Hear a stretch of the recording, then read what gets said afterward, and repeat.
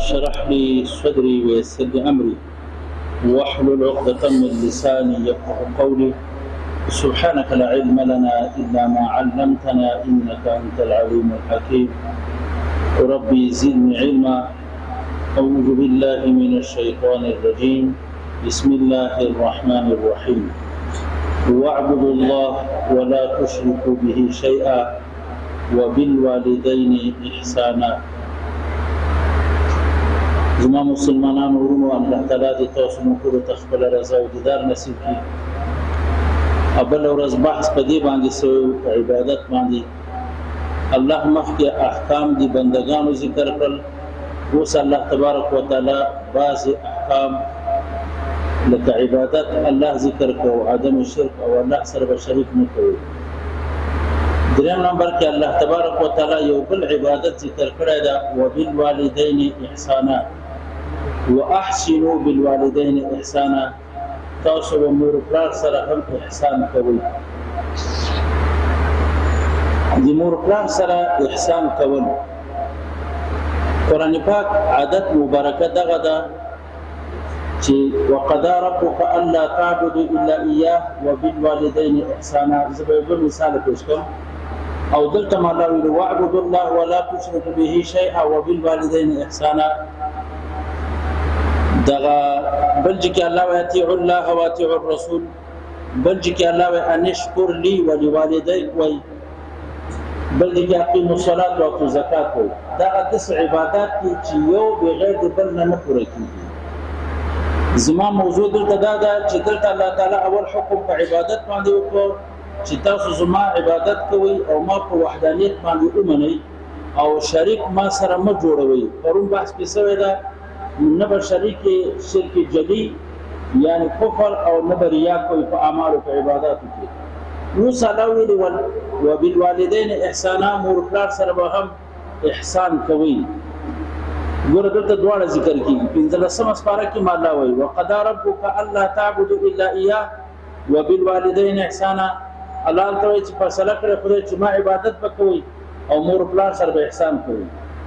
لکه یو سړی مونږ کوي زکات نه ورکوي، زکات ورکوي مونږ نه کوي، یو نه قبلي. یو سړی د الله شکر ادا کوي، د مور پلار شکر نه ادا کوي، یو شکر هم نه قبلي. یو سړی مور پلار سره احسان کوي، د الله عبادت نه کوي، د الله عبادت هم نه قبليږي، مور پلار شکر هم نه قبليږي. الله نشکر لي ولوالدين.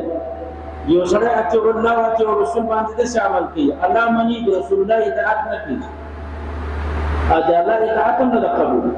یو سړی اطاعت د رسول کوي، د الله نه مني، اطاعت د رسول هم نه قبول. دلته په یو سړی عبادت د الله کوي، خو مور پلار ته ناراضه وي، الله دې کوي. که یو سړی فرضي منځونه کوي، زکاتونه ورکوي، حج بیت الله کوي، خو مور پلار خفه دي، الله تبارک وتعالی یو عبادت هم نه کوي. دا الله تعالی ولې داسې کوي چې اول عبادت ذکر کوي، خپل وحدانیت ذکر کوي او بیا ورپسې په ډېرو شیو کې متصل بلا فصل وایي چې مور پلار سره ښېګړه کوي. وجه داسې ده دا د انسان وجود چې الله پیدا کړی لاسپیکر کې شور نه ده. دا انسان وجود چې الله پیدا کړی دوه سبب لري. یو سبب حقیقي موږ ورته وایو، یو سبب ظاهري. د وجود لپاره دوه سبب دي چې انسان دنیا ته وجود راځي. حقیقي وجود ورکول والا ذات رب العالمین ده. موجود حقیقي پیدا کوونکی حقیقي ذات هغه خدای ده. خو سبب ظاهري مور پلار هم دي. سبب حقیقي د وجود د انسان لپاره څوک ده؟ هو الله. سبب ظاهري بیا څوک دي؟ مور پلار. زما په خبره پوښ دی وجنه د حضرت عیسی علیه السلام سبب ظاهري ناقص ده. ولی ادي استا مور استا د پلار نه لري. ګور اختلاف دی راغلی. څوک ورته دا عین الله، څوک ورته عبد الله، څوک ورته خدای نسبت کوي، څوک زوی بلی، څوک دریم بلی. موږ تاسو د الله بنده بلی.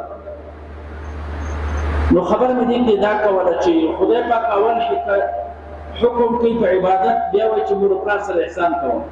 وجه دا ده چې د انسان د وجود لپاره سبب حقیقي الله ده او سبب ظاهري هم.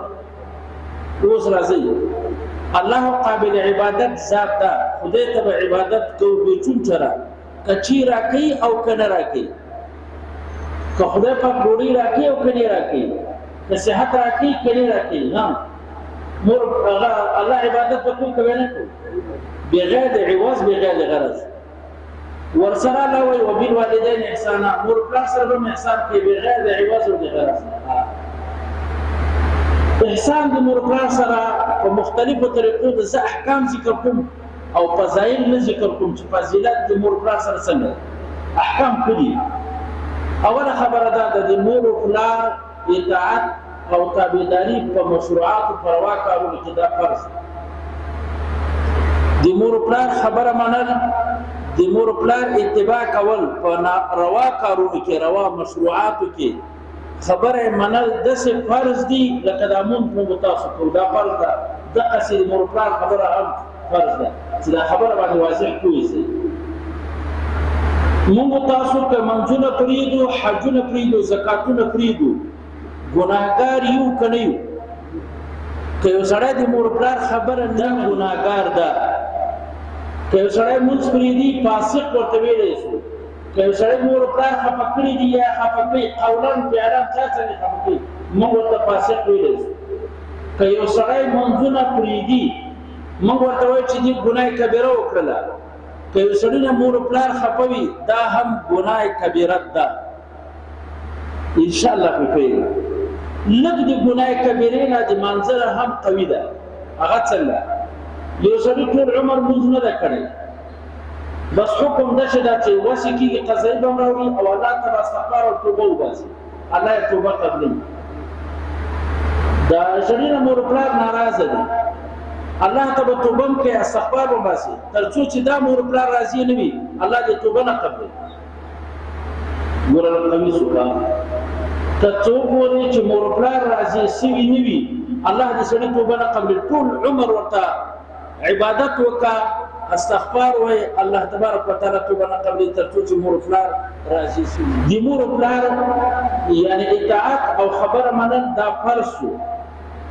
اوس راسه که یو جهاد فرض کفایي ده، دا موږ تاسو دا علم چې کوم تاسو موږ ترجمه سیو دا حرفت او کسب کې ده. که د مور پلار رضایت نه وي په دې علم باندې چې دا تاسو موږ کوو دا به حرام ګرځي. دا حرام ګرځي چې تاسو مور پلار راضي نه کوي او مور پلار راضي نه وي په خپل سره راضي دا ناروا. جهاد چې فرض کفایي په مرتبه کې وي چې مور پلار راضي نه وي جهاد فرض کفایي ته نشي تللی. که ته لاړې کېدای شي ستا عمل خراب شي شهادت نه میلاوي، خو که فرض عین خیر ده بیا الله طاعة للمخلوق فی معصیة الخالق بیا د مور پلار خبره کار نه ده، بیا د سړی ځي بیا ښځه بغیر د خاوند نه وتلی شي، غلام بغیر د مولانا، زوی هم د مور پلار بې اجازته هم تللی شي چې کله فرض عین شي جهاد. مونځ کې درته ویلي چې مونځ مه کوه خیر ده دا خبره مې مانه مانځه ته راسه، خو که نفلي عبادات یې درته ویلي چې نه به یې کوې بیا مه کوه د مور پلار خبره به منې. که درته ویل چې نفلي عبادات مه کوه بیا به یې نه کوې، خو که فرضي عبادات یې درته ویلي چې مې کوه بیا یې کوه. ولې فرضي عبادت دا د خدای حق ده، بندگان په دې کې حق نه لري چې تا باندې پردي حقوق ضایع کړي. په هغه کې خو به ښځه هم دې خاوند نه مني چې ښځې ته خاوند وایي چې ته به مونځ نه کوې دا به مونځ کوي، که طلاق کوي که مخالفت ورسره کوي دا به مونځ کوي. خو که نفلي روزه یې ورکوي چې مه نیسه بیا به یې نه نیسي. داسې بچیان هم دي، یعنی اطاعت تر دې حده پورې واجب ده. دلته خو مسلې ډېرې دي، خو بهرحال مور و پلار سره الله ویلي وبالوالدین احسانا، مور و پلار سره به احسان کوي. اول به مور و پلار سره احسان قولا، مور و پلار ته به په تکریمي او تعظیمي الفاظو باندې اواز کېږي، ندا به ورته کېږي، اواز به کېږي. نو چې داسې شو په اسم معظم باندې پلار ته نشي چې دا نبي ده، دا د مور پلار سره احسان نه ده. موږ تاسو په معاشره کې الحمدلله دا نشته ده چې سړی د پلار ته په پلار نام باندې اواز وکړي، یعنی پلار ته اواز په صورت خطاب کې دا ګناه ده چې وپلانه یا. خو که بیا په دفتر کې چا پوښتنه وکړه چې پلار دې څه نومېږي دا غایب حالات ته بیا کولی شي چې نوم یې واخلي. اول به احسان د مور پلار سره دی چې په تقریبي الفاظ باندې به خپل مور پلار ته آواز کېږي. قولا احسان دا دی. نو عرب ورته یا امه وایي امورې یا ابتاه یې پلاره، دا ښه لفظونه دي پلاره. موږ تاسو کله دادا ورته وایو، کله ابا ورته وایو. ادي خو یو لفظ دی انشاءالله ادي، او مور ښه لفظ دی چې دغسې تکریمي الفاظ ورته ښودل کېږي. او ګوره موږ تاسو حکم دا نه چې چو پلانی او پلانی، دا خو موږ تاسو لا ترفعوا اصواتکم فوق صوت النبي، دا په دې احکامو کې داخل دي. یو احسان د مور پلار سره دا چې تکریمي الفاظو باندې به خبره ورته کېږي. په کیفیت کې خبره ده، په تکریمي الفاظو کې کیفیت د عزت الفاظ خو به ورته وایي، خو جید الفاظ به هم نه ورته وایي چې اورېدل ته کړه ته دومره په غوسه باندې په تیزه ورته لګې، نو ته به داسې اواز نه ورته کوې په ډېره نرمه. لا ترفعوا اصواتکم فوق صوت النبي، لکه یو شاګرد په استاذ باندې اوچت اواز نشي کولی، دقسې مور پلار باندې اولاد هم اوچت اواز نشي کولی چې او پلانیه او پلانیه، دا اوازونه به نه کوي. خشونت به هم ورکې نه وي. زه دا دلته دا صورت په اسراء کې وقل لهما قولا کریما ټکی راغلی ده. هلته تاسو ګورئ په سورت اسراء کې عبدالله ابن عمر د قول کریم څه وایي چې مور پلار ته خبره چې د عزت نه ډکه خبره ورته کوي.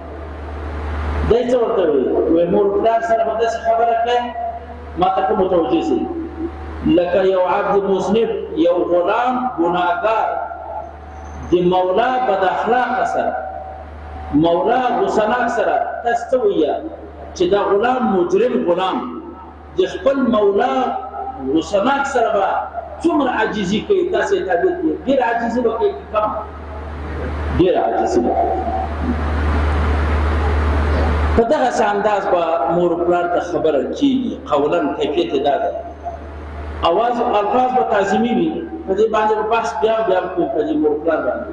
الفاظ به تعظیمي ورته ویل کېږي.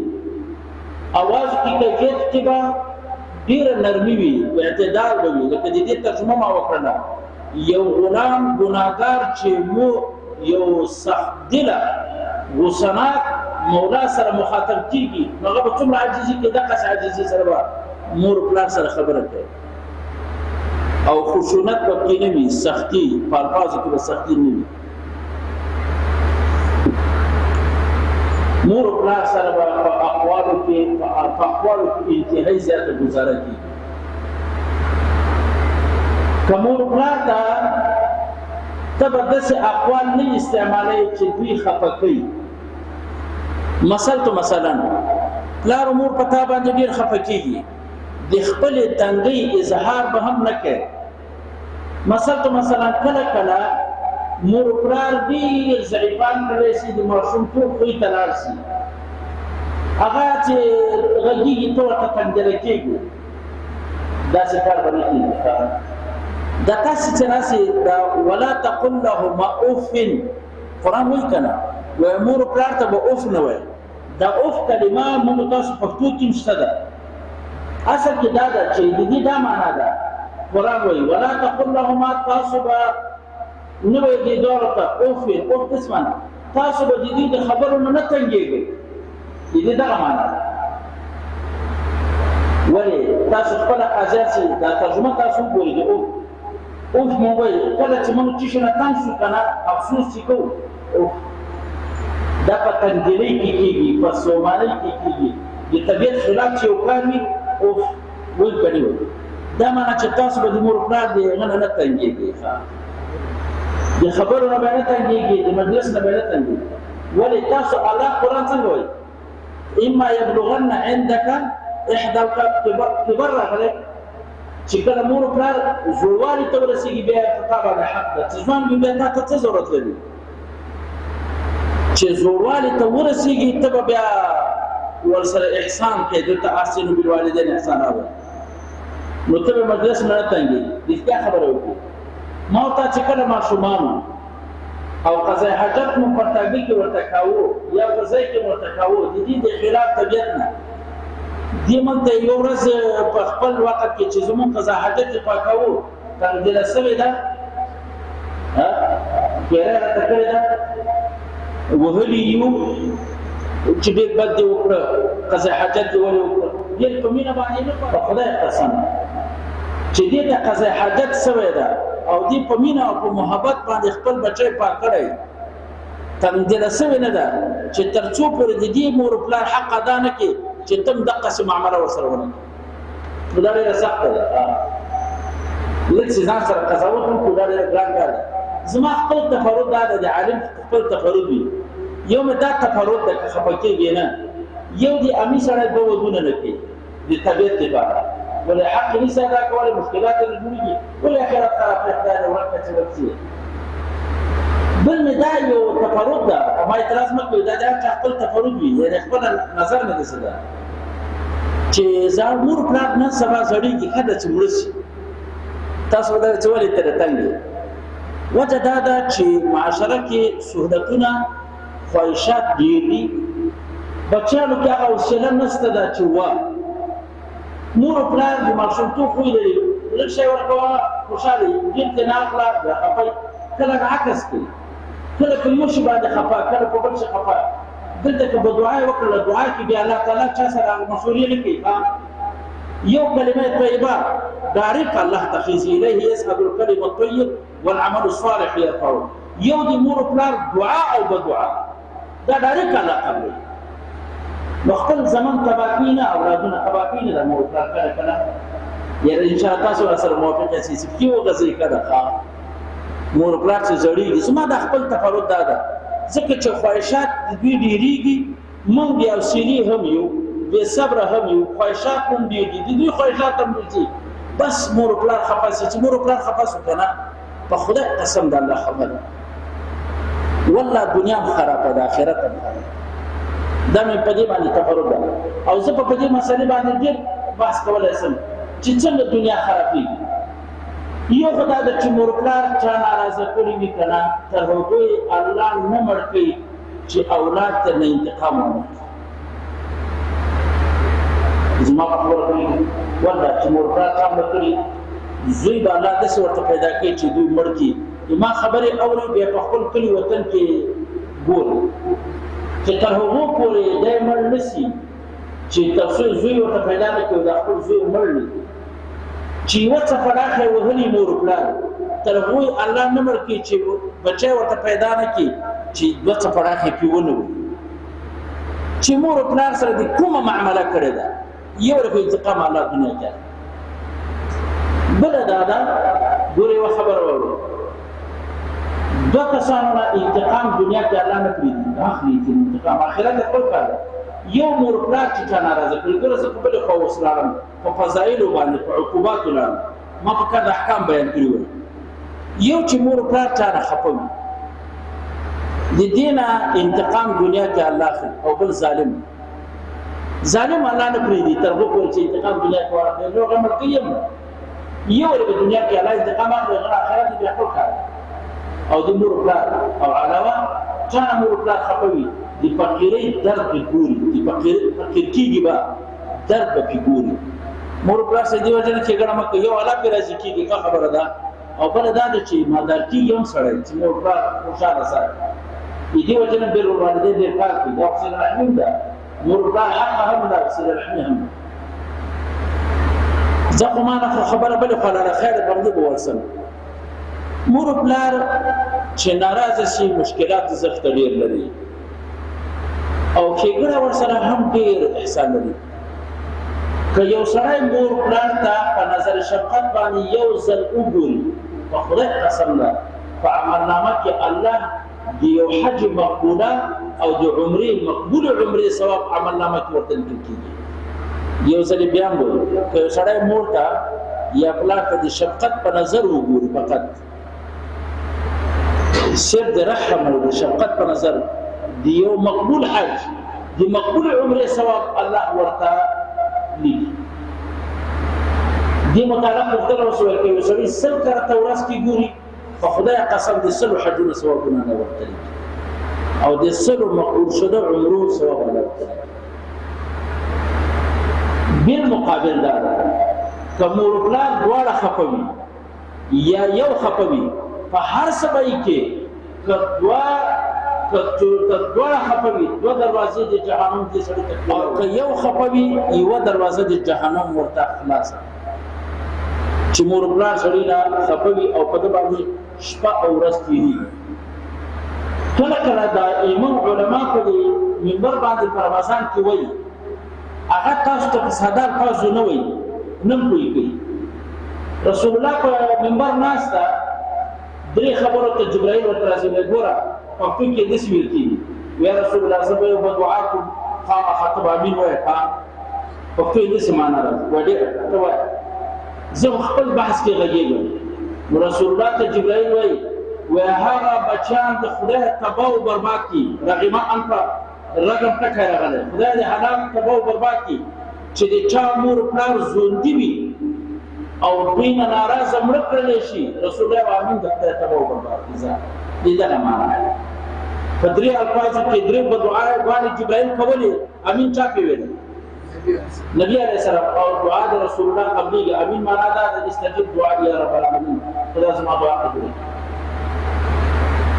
چانه چې مور پلار خپوي الله رضا نه ورته نصیب کیږي ني الله فرضي عبادت قبلي ني نفلي یو بل خبره ته کوم مهمه کچانه مور پلار ناراضوي بندل کې باندې بحث کوم شاید خاتمه خراب شي یعنی هو کافر له دنیا راځي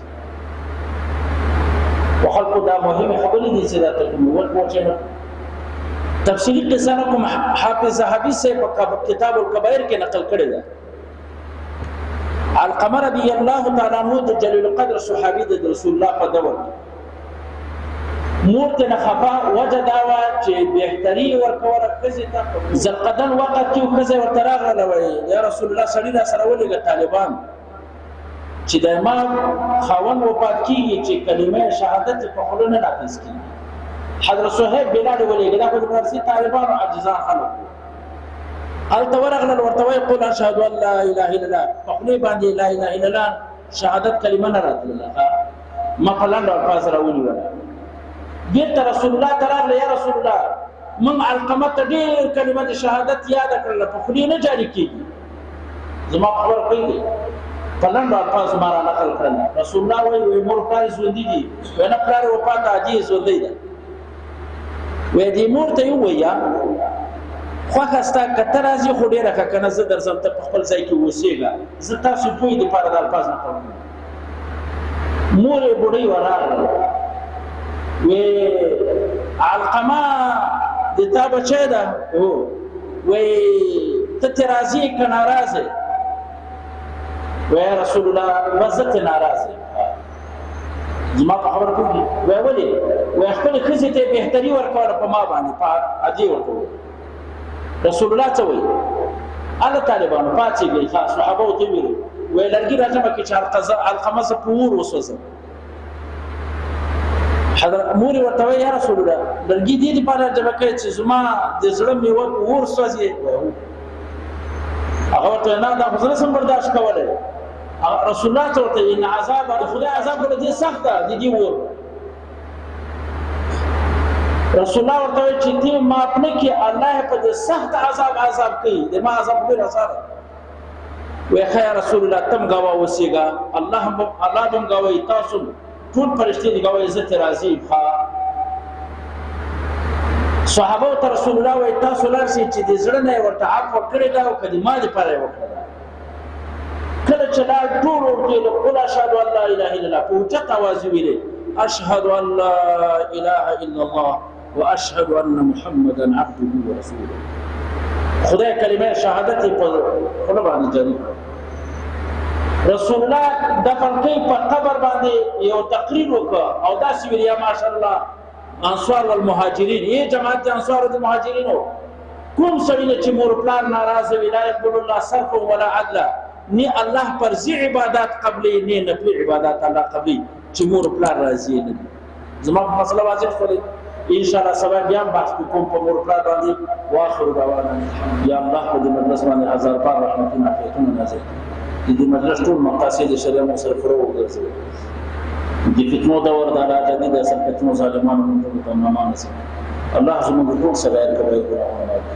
یا الله په کوم قول کې ستاره زوی خدای موږ ته توفیق مزید نصیب کړي على ټول حرکات سکنات اقوال د استاد رضا لپاره دي موږ نه ټاپ واغانې کوو خدای خیرات دنیا دواړه برابر کړي بیماران ته شفای کامل اجر او نصیب کړي د ناس مجلس کې څوک بیماران خدای د امراض ظاهره او باطنونه موږ سره ورته شفای کامل اجر او مستمر دائم نصیب وصلی الله تعالی علیه